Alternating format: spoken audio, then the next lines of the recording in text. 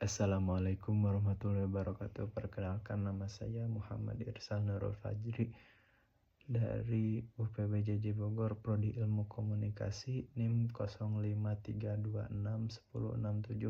Pada kesempatan kali ini saya akan menjelaskan tentang term.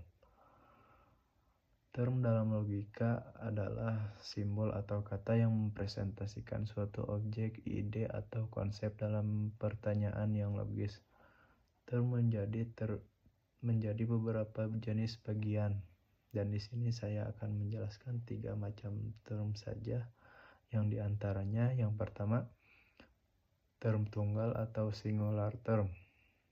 Singular term adalah term yang merujuk pada suatu objek atau individu tertentu. Contohnya Gunung Everest atau bumi, yang mana semua itu menunjuk pada objek yang spesifik. Yang kedua adalah term umum atau general term. General term adalah term yang merujuk pada sekelompok objek yang memiliki sifat yang sama seperti manusia, hewan, atau negara, yang mana ini menunjukkan kategori atau kelas bukan satu individu. Dan yang terakhir, term konkret dan term abstrak. Term konkret merujuk pada benda yang dapat ditangkap oleh panca indera, contohnya beja, buku, air, dan lain sebagainya.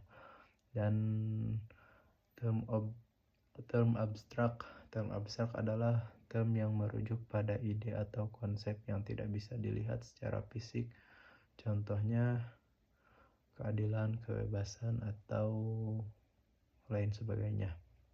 Nah, itu adalah 3 jenis term yang akan saya jelaskan pada kesempatan kali ini.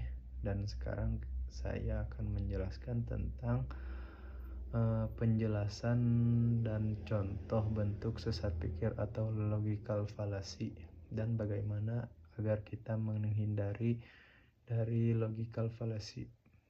Yang pertama, apa itu logical fallacy? Logical fallacy atau sesat pikir adalah kesalahan dalam penalaran logis yang membuat argumen menjadi tidak valid atau menyesatkan. Contohnya, si A mengeluarkan argumen, kita harus mengatur ulang anggaran militer, dan B membalas, jadi kamu ingin negara ini tidak punya pertahanan sama sekali. Nah, itu adalah suatu logical fallacy atau itu adalah suatu contoh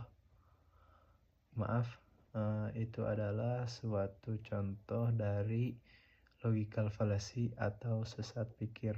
Dan bagaimana cara menghindari logical fallacy, yaitu yang langkah pertama yaitu dengan mempelajari jenis-jenis sesat pikir agar kamu bisa mengenalinya saat muncul, dan mendengarkan lawan bicara dengan adil dan jangan